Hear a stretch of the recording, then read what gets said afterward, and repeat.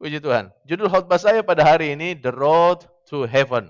Jalan ke sorga. Kita buka bersama-sama Alkitab kita, surat Filipi pasal 2 ayat 12. Filipi pasal 2 ayat 12, mari kita baca dengan suara keras. 2, 3. Hai saudara-saudaraku yang kekasih, kamu senantiasa taat. Karena itu tetaplah kerjakan keselamatanmu dengan takut dan gentar.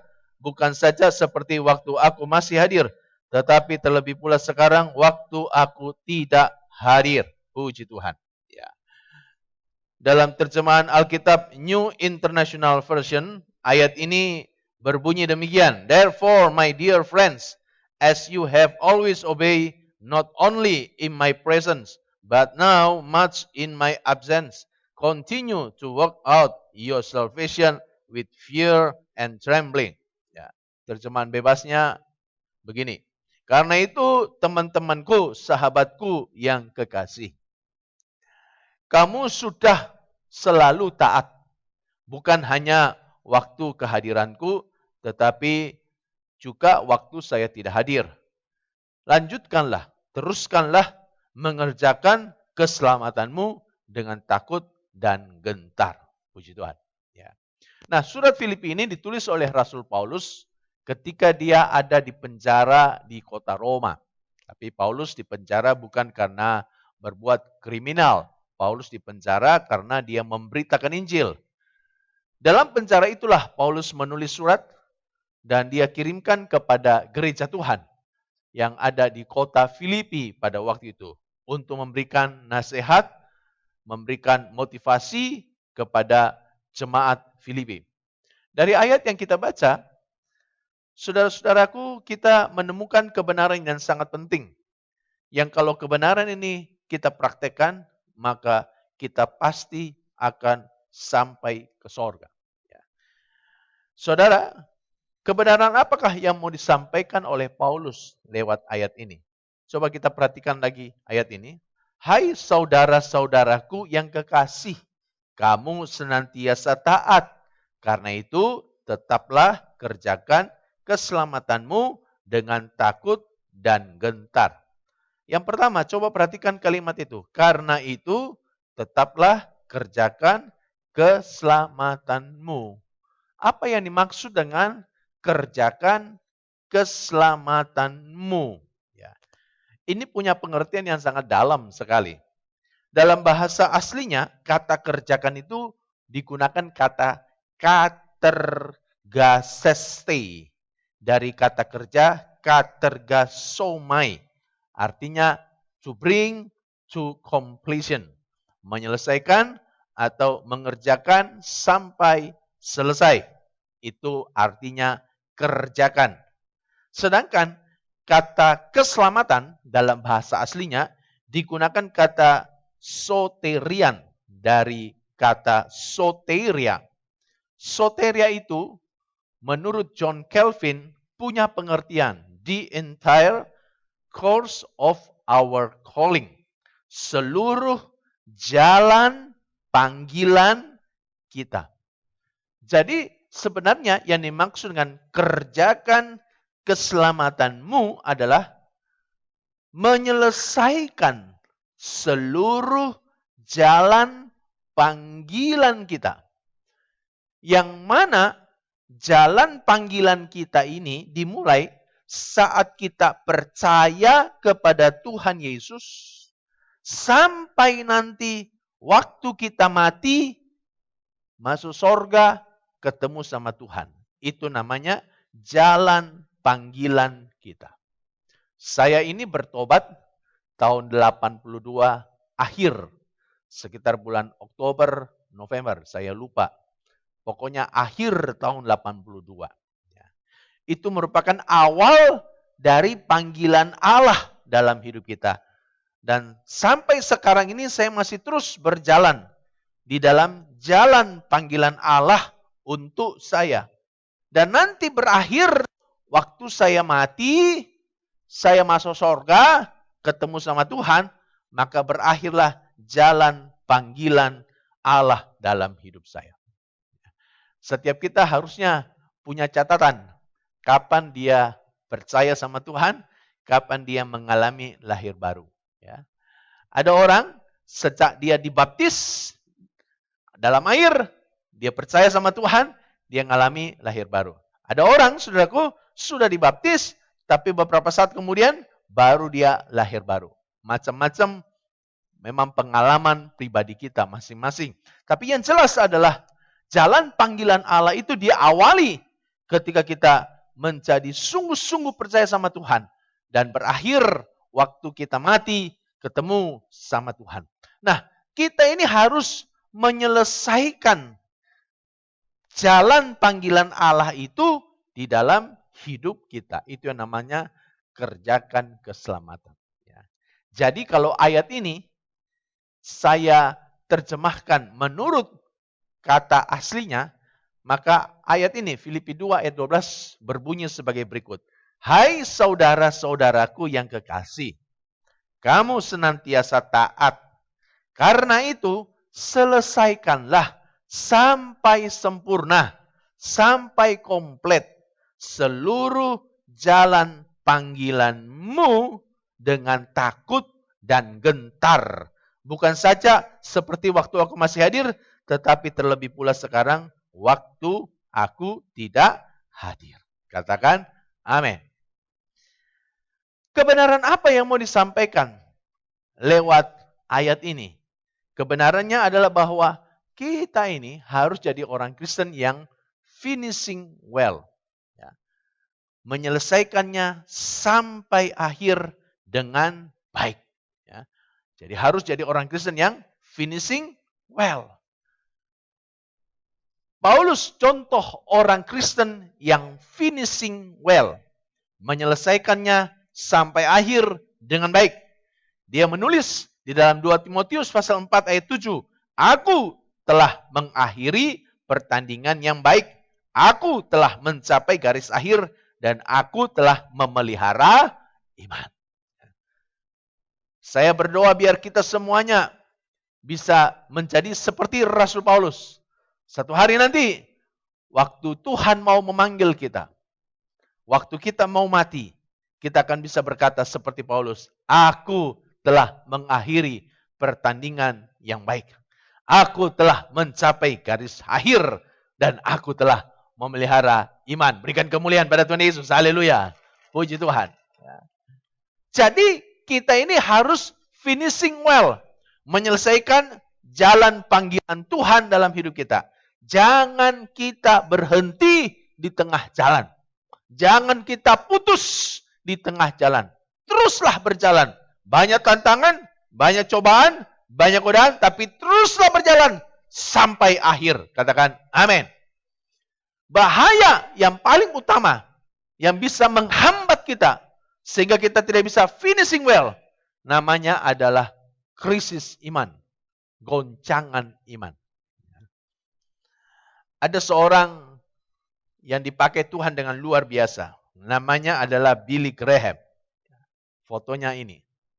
Billy Graham ini saat ini usianya 95 tahun. Ya, udah tua. Ya, dia sudah tua. Udah pikun. Tapi orang ini dipakai Tuhan dengan luar biasa. Dia lahir tahun 1918. Dia bertobat 1934. Waktu dia berusia 16 tahun. Dia kemudian mulai melayani Tuhan. Dan Tuhan pakai dengan luar biasa. Tahun 1950 dia mendirikan Billy Graham Evangelistic Association. Dan melalui BGEA ini, Billy Graham melayani siaran radio mingguan Honor of Decision ke seluruh dunia selama lebih dari 50 tahun. Dan melayani acara televisi yang menampilkan KKR yang dia lakukan. Yang disiarkan 150 stasiun televisi di Amerika dan Kanada. Ini orang yang luar biasa. Dan saudara-saudaraku, Billy Graham juga telah menulis 25 buku yang pada umumnya menjadi bestseller.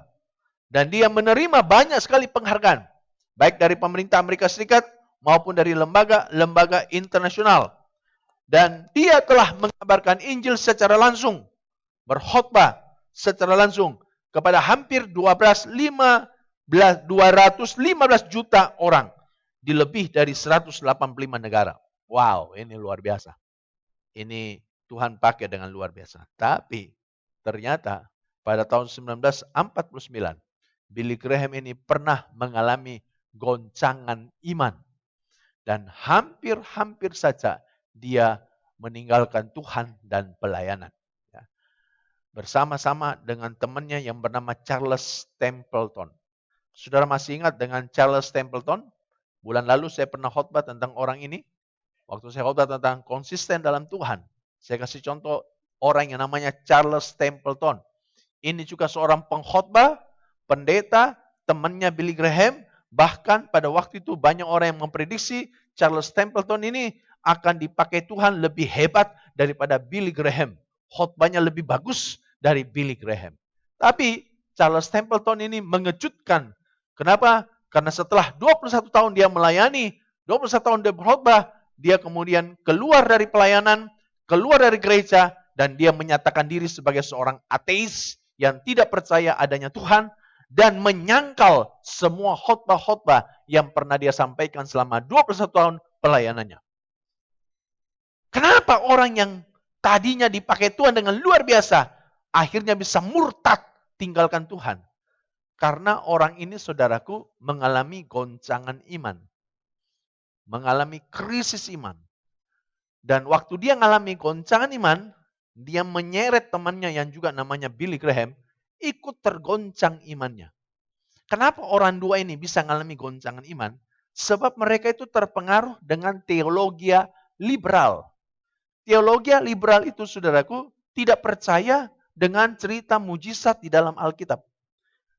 Teologi liberal tidak percaya Laut Merah bisa terbelah menjadi dua, lalu orang Israel bisa melewati tanah kering.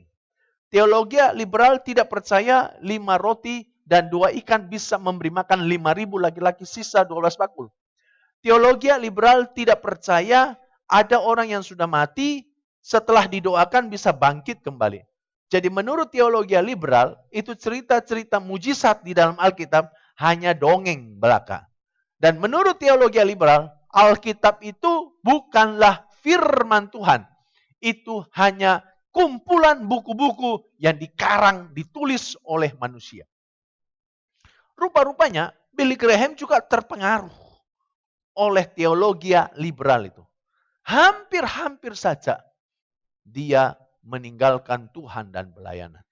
Cuma yang luar biasanya, Billy Graham ketika dia sedang mengalami goncangan iman, dia tetap ada di dalam jalan panggilan Allah itu. Dia tidak meninggalkan jalan panggilan Allah seperti Charles Templeton. Dia tetap ada dalam jalan panggilan Allah. Dia tetap kerjakan keselamatannya.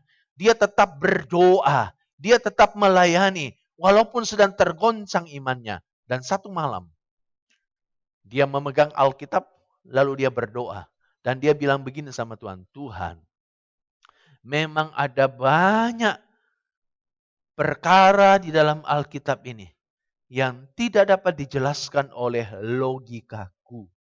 Tapi Tuhan, aku percaya bahwa Alkitab ini adalah firman Tuhan. Aku percaya bahwa Tuhan berbicara lewat Alkitab ini. Dan selesai dia berdoa, tiba-tiba dia mengalami kebangunan rohani. Tiba-tiba menurut kesaksian Billy Graham, malam itu Tuhan datang melawat dia. Semua kebimbangan, keraguannya tiba-tiba hilang. Dan dia mengalami semangat yang baru. Dia mengalami roh yang menyala-nyala kembali untuk bisa melayani Tuhan lagi. Apa bedanya Charles Templeton dengan Billy Graham? Bedanya adalah Charles Templeton, dia tidak mengerjakan keselamatannya. Ketika dia sedang mengalami kegoncangan iman, dia tinggalkan jalan panggilan Allah dalam hidupnya. Sedang Billy Graham, ketika sedang tergoncang imannya, dia tetap mengerjakan keselamatan. Walaupun terseok-seok dia berjalan, tetap dia mengikuti jalan panggilan Allah dalam hidupnya. Dan Tuhan datang menjumpai dia dan memulihkan dia. Apakah saudara sedang mengalami goncangan iman hari ini? Sedang bimbang? Sedang ragu kepada Tuhan? Murid-murid Tuhan Yesus pernah mengalami goncangan iman yang dahsyat. Kapankah itu terjadi? Ketika Yesus disalibkan. Jadi waktu Yesus disalibkan, semua murid-murid, iman mereka tergoncang. Kenapa iman mereka tergoncang? Karena selama ini mereka punya pengharapan besar kepada Yesus. Mereka berharap bahwa satu hari nanti, Yesus akan menjadi raja mereka. Yesus akan melepaskan mereka dari penjajahan bangsa Roma. Tapi ternyata Yesus disalibkan. Yesus mati. Ketika Yesus mati, hilanglah semua harapan mereka. Hilang harapanku. Hilang semua harapan mereka. Mereka mengalami goncangan yang luar biasa. Saya mau bilang kita juga bisa mengalami goncangan iman loh. Kalau kita punya pengharapan tidak menjadi kenyataan. Ada orang dia berharap Yesus bisa menyembuhkan dia. Yesus bisa menolong dia. Yesus bisa memulihkan dia. Ketika dia sakit dia berdoa minta jamahan Tuhan. Ketika anaknya sakit dia berdoa minta jamahan Tuhan. Dia berharap Yesus bisa menyembuhkan. Tapi ternyata walaupun dia sudah berdoa, ternyata kesembuhan belum datang. Ternyata penyakitnya malah semakin parah. Ternyata anaknya malah mati. Wah, dalam saat-saat seperti itu, ada orang bisa mengalami goncangan iman. Mengalami kebimbangan, krisis iman yang luar biasa. Dia berharap Yesus akan memulihkan ekonominya. Dia berdoa, bahkan sudah puasa supaya Yesus memulihkan ekonominya. Tapi walaupun dia sudah berdoa lama, ekonominya belum pulih-pulih. Dia tetap nganggur, tidak dapat kerja, bisnisnya tetap goncang, bisnisnya tidak bisa jalan, dia bangkrut. Wah, itu bisa frustasi loh orang. Itu orang bisa mengalami goncangan iman loh. Dan mungkin saudara adalah orangnya, sedang tergoncang imanmu hari-hari ini. Tapi saya mau bilang, kalau saudara sedang mengalami goncangan iman, tetaplah kerjakan keselamatanmu. Katakan amin. Tetaplah berjalan dalam jalan panggilan Allah dalam hidup. Jangan keluar dari jalan panggilan Allah. Murid-murid goncang iman mereka. Tapi murid-murid mereka tetap berkumpul bersama-sama. Mereka tetap berdoa bersama-sama. Mereka tetap ada di dalam jalan panggilan Allah dalam hidup mereka. Dan apa yang terjadi? Ketika murid-murid tetap di dalam panggilan Allah, maka pada hari ketiga, Yesus bangkit dan mereka mengalami kuasa kebangkitan Kristus. Coba ya seandainya ya, murid-murid pada waktu itu dalam keadaan tergoncang imannya, Yesus disalibkan, lalu mereka frustasi, lalu mereka tidak mau lagi doa, nggak mau lagi ngumpul sama-sama. Lalu mereka kemudian udah tinggalkan pelayanan, tinggalkan Yesus, tidak mau lagi jadi orang percaya. Maka saya yakin sekali, pada waktu hari ketiga Yesus bangkit, mereka tidak akan mengalami kuasa kebangkitan Yesus. Tapi puji Tuhan, karena mereka tetap ada di dalam jalan panggilan Allah itu. Ketika Yesus mengalami kebangkitan, Yesus datang melawat mereka, menjamah mereka. Petrus yang tadinya sudah putus asa, dikuatkan kembali. Thomas yang tadinya tidak percaya, percaya kembali. Dan murid-murid mengalami kebangunan rohani. Tetaplah kerjakan keselamatanmu dengan takut dan lembah. Kalau lagi bimbang sekarang, lagi ragu sekarang, mungkin kau lagi tawar hati sekarang, ayo, saya dorong saudara, ayo, jalan. Jangan pernah tinggalkan ibadah. Jangan pernah tinggalkan doa.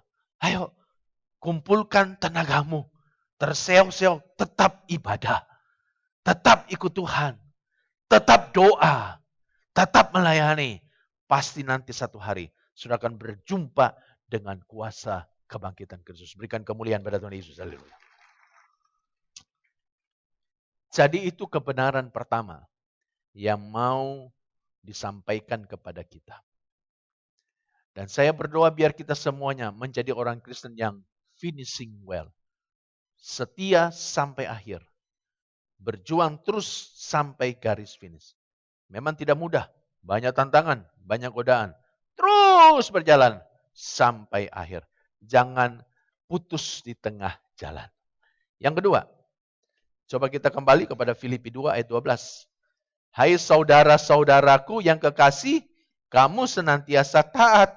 Karena itu, tetaplah kerjakan keselamatanmu dengan takut dan gentar. Perhatikan kalimat itu. Kamu senantiasa taat. Karena itu, tetaplah kerjakan keselamatanmu. Ya. Dalam terjemahan New International Version, dikatakan kamu sudah selalu taat. Lanjutkan, teruskan mengerjakan keselamatanmu. Ya. Paulus memuji jemaat Filipi sebagai orang Kristen yang taat. Memang jemaat Filipi mereka taat. Dan Paulus waktu memuji itu bukan lip service ya, bukan buat nyenengin orang Filipi ya, bukan.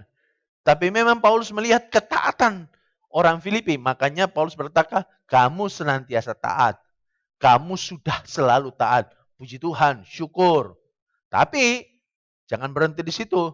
Tapi teruskanlah, lanjutkanlah, kerjakan keselamatanmu dengan takut dan gentar. Dengan kata lain, Paulus ingin supaya jemaat Filipi ini jangan puas dengan keadaan rohani mereka yang sudah bagus, tapi harus terus meningkatkan kualitas rohani mereka. Kamu sudah taat ya? Bagus, puji Tuhan, syukur alhamdulillah. Tapi jangan puas ya. Ayo, lanjutkan lagi. Jalan lagi. Kerjakan lagi keselamatanmu. Selesaikan perjalanan rohanimu sampai akhir. Perkara kedua, kebenaran kedua yang mau disampaikan kepada kita. Kita ini harus meningkatkan kualitas rohani kita. Harus. Ya. Jangan puas dengan kualitas rohani kita sekarang ini. Ya. Kalau kita sudah jadi orang Kristen yang taat, ya puji Tuhan. Jangan puas dan juga jangan sombong. Tapi harus tingkatkan lagi. Tingkatkan lagi. Supaya kita menjadi lebih taat lagi.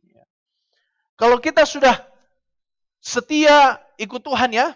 Setia ke gereja tiap minggu. Puji Tuhan. Tapi jangan puas. Ayo tingkatkan lagi. Lebih setia lagi. Lebih setia lagi. Kalau kita ini sudah rajin memberi ya.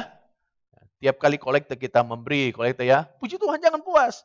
Ayo kita lebih lagi. Lebih lagi ya. Kalau kita ini sudah belajar firman, ya, pengetahuan firman kita sudah bertumbuh ya, puji Tuhan, syukur. Tapi jangan puas. Ayo, dalam lagi, lebih dalam lagi, lebih dalam lagi.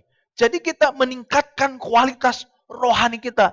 Lebih lagi, lebih lagi, lebih lagi. Katakan amin. Firman Tuhan bilang begini, Kolose 3 ayat 10. Kolose 3 ayat 10. Dan telah mengenakan manusia baru. Yang apa saudaraku? Terus-menerus diperbaharui.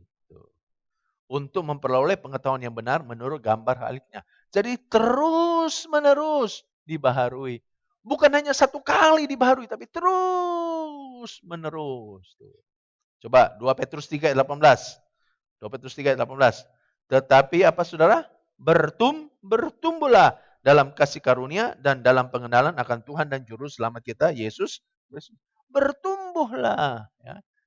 Jadi jangan hanya mengalami kasih karunia, jangan hanya mengenal Tuhan, tapi bertumbuhlah. Jadi kita ini harus mengalami peningkatan kualitas rohani. Ya.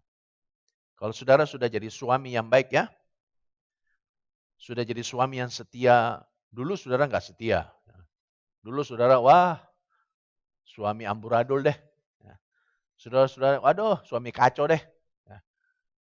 Saudara seperti Bantoib deh. Nggak pernah pulang. Lalu kemudian setelah itu saudara bertobat jadi Bantoib yang suka pulang. Gitu ya. Nah puji Tuhan lah. Ya. Sekarang sudah tiap malam ada di rumah. Tapi jangan puas. Harus menjadi suami yang lebih baik lagi. Gitu ya. Dulu saudara kalau marah sama orang rumah, piring apalagi gelas, ya semua pecah. Nah, lalu sekarang sudah bertobat, enggak lagi. Tapi jangan puas. Jangan puas. Ayo, jadi suami yang lebih baik lagi. Lebih baik lagi. Lebih baik. Gitu. Jadi kita meningkatkan kualitas rohani kita. Ya. Saudara sudah jadi istri yang baik. Puji Tuhan. Syukur. Tapi jangan puas. Ayo, jadi istri yang lebih baik lagi. Lebih baik lagi. Lebih baik lagi. Saudara sudah melayani Tuhan dengan baik. Ya. Puji Tuhan. Syukur. Tapi jangan puas dengan ini. Ayo, tingkatkan lagi kualitas rohani saudara. Kualitas rohani saudara. Untuk hal-hal yang rohani, jangan kita cepat puas. Kalau untuk hal-hal yang jasmani saja, kita ini bisa tidak cepat puas. Masa untuk hal-hal yang rohani kita ini harus cepat puas? Kalau untuk hal-hal yang jasmani, kita tidak cepat puas loh, betul tidak? Ya? Kita sudah punya kekayaan 1 miliar, deposito 1 miliar, kita tidak puas. Kita cari lagi, ya banting tulang lagi supaya bisa punya uang 2 miliar. Sudah dapat uang 2 miliar, kita tidak puas, cari lagi, dapat uang 3 miliar. Ya. Nah itu memang kan, saudaraku ya, sifat natural manusia, tidak pernah puas dengan apa yang dia miliki. Ya. Tapi harusnya nih, dalam hal rohani juga begitu. Kita harusnya tidak pernah puas dengan kualitas rohani kita yang sudah ada sekarang ini. Kita sudah hidup suci, jangan pernah puas. Ayo, lebih suci lagi. Kita sudah takut sama Tuhan, jangan pernah puas. Lebih takut Tuhan lagi. Gitu. Kita sudah setia, sudah rajin ikut Tuhan, ayo lebih rajin lagi, lebih setia lagi. Supaya kita ini menjadi semakin hari semakin seperti Kristus. Katakan amin. Ya. Nanti bulan Maret nih, saya kasih bocoran sedikit ya, saudara-saudara ya. Jadi bulan Maret nih, saudara-saudara, nanti setiap hari, dari hari Selasa sampai hari Sabtu, gereja kita ini akan mengadakan ibadah pagi di gereja. Mulai jam 4:30 pagi sampai dengan 5:30 pagi. Cuma 1 jam. Tidak akan lebih dari 1 jam. 5:30, saudara bisa pulang ke rumah. Ibu-ibu masih bisa ngurusin anak yang mau ke sekolah. Suami masih bisa pulang mandi, makan, lalu berangkat ke kantor. Ya. Jadi hanya 1 jam. 1 jam, kita memuji, nyembah Tuhan, menyenangkan hati Tuhan. Kita bakar mezbah korban persembahan kita. Setelah itu kita menaikkan doa kita. Setelah itu saudara-saudaraku, kita baca Alkitab. Lalu kemudian saya akan menyampaikan doa berkat. Dan saudara pulang menerima berkat Tuhan. Saya membayangkan begini. Ya, setiap pagi saudara datang ke gereja untuk terima berkat Tuhan. Kira-kira secara logika, kalau tiap pagi kita terima berkat Tuhan, kira-kira bisnis kita berhasil atau tidak? Kira-kira nih, kalau saudara seorang karyawan, sebelum saudara pergi kerja, saudara singgah di gereja, tiap pagi saudara terima berkat Tuhan dari gereja, kira-kira karir saudara naik atau turun? Saya punya keyakinan yang sangat kuat. Kalau saudara setiap pagi, sebelum saudara buka toko, sebelum saudara bisnis, sebelum saudara kerja, saudara datang ke gereja dulu, ya, saudara terima dulu berkat Tuhan, saya sangat yakin. Pasti saudara akan diberkati. Bisnismu diberkati. Ya. Karirmu diberkati. Wah, saya sangat yakin itu. Kenapa? Karena berkat Tuhanlah yang menjadikan kita kaya. Tapi sebenarnya bukan itu tujuan kita. Ya. Tujuannya kita ngadakan ibadah pagi setiap hari adalah supaya kita ini lebih lagi nih, kualitas rohani kita lebih lagi, lebih lagi, lebih lagi. Ya memang sih saya mengerti ya. Itu sudah dekat-dekat Piala Dunia itu. Piala Dunia itu bulan 6 itu. Waktu itu pergumulan itu saudara-saudaraku ya. Untuk bangun pagi itu kalau Piala Dunia itu. Tapi ini tantangan. Baik. Yang ketiga, yang terakhir. Kebenaran yang ketiga. Kita kembali lagi kepada Filipi 2 ayat 12. Hai saudara-saudaraku yang kekasih, kamu senantiasa taat. Karena itu, tetaplah kerjakan keselamatanmu dengan takut dan gentar. Bukan saja seperti waktu aku masih hadir, tetapi terlebih pula sekarang waktu aku tidak hadir. Paulus mau ngomong gini kepada jemaat Filipi. Ya. Kamu itu sudah taat. Dan sekarang kerjakanlah keselamatanmu dan takut benar. Bukan hanya waktu aku hadir saja, tetapi sekarang waktu aku tidak hadir. Perhatikan kalimat itu. Bukan saja seperti waktu aku masih hadir, tetapi terlebih pula sekarang waktu aku tidak hadir. Jadi Paulus mau bilang kepada jemaat Filipi, kamu itu meningkatkan kualitas rohanimu, jangan tergantung pada saya. Jangan hanya waktu saya hadir, kamu rohani. Nanti saya tidak hadir, kamu rohana. Jangan hanya waktu saya hadir, kamu itu alim. Saya tidak hadir, kamu lalim. Jangan hanya waktu saya hadir, kamu kudus. Saya tidak hadir, kamu kudis. Tapi walaupun saya tidak hadir, kamu harus tetap kudus. Walaupun saya tidak hadir, kamu harus tetap alim. Walaupun saya tidak hadir, kamu tetap haleluya. Gitu loh. Dengan kata lain, Paulus mau mengajarkan kebenaran penting. Apakah itu? Bahwa kerohanian kita itu ya, tidak boleh bergantung kepada orang lain. Tidak boleh. Tidak boleh. Banyak kali kita ini suka bergantung sama orang lain. Hanya anak-anak yang bergantung sama orang lain. Tapi orang Kristen yang sudah dewasa tidak akan bergantung sama orang lain. Betul tidak? Hanya anak-anak loh. Hanya bayi itu yang bergantung sama papa mamanya. Kalau lapar dia nangis, minta dikasih makan. Bayi nggak bisa tuh makan sendiri. Ya, dia jalan ke dapur, dia buka kulkas, ya, dia cari makanan. Nggak ada, ini bayi ajaib. Orang Kristen yang masih kanak-kanak itu selalu tergantung pada orang lain. Kalau orang lain maju, dia ikut maju. Orang lain mundur, dia ikut mundur. Nah, ini kanak-kanak rohani. Tapi yang sudah dewasa rohani, tidak tergantung pada orang lain. Dia akan bertanggung jawab untuk pertumbuhan rohaninya sendiri. Dia tidak pernah menyalahkan orang lain. Juga tidak mau terpengaruh oleh orang lain. Orang lain mau maju, mau mundur, dia tetap maju. Orang lain mau melemahkan dia tetap maju. Dia tidak mau terpengaruh sama orang lain. Harusnya seperti itu. Jangan kita punya rohani tergantung pada suami, tergantung pada istri, tergantung pada anak-anak. Tidak boleh. Kita harus bertanggung jawab sendiri. Katakan amin. Mulai hari ini ya, kalau ada saudara-saudara ya suka tergantung pada orang lain, ini bertobat nih. Ada suami kalau ditanya sama istrinya, Pak mau ke gereja nggak Pak? Tergantung mami deh. Kalau mami pergi, papi ikut. Mami nggak pergi, papi juga nggak pergi.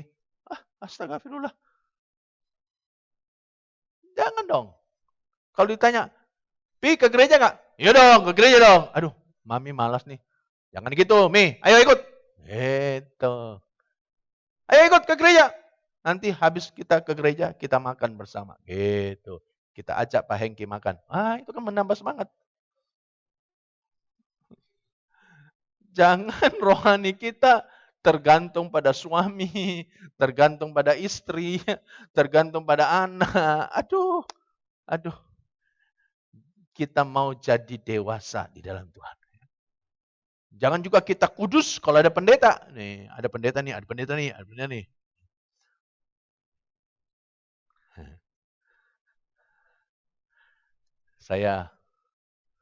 Ini kebetulan tidak ada orangnya nih, saya berani ngomong nih. Jadi satu hari saya ketemu nih, ada jemaat. Dari jauh saya lihat dia merokok.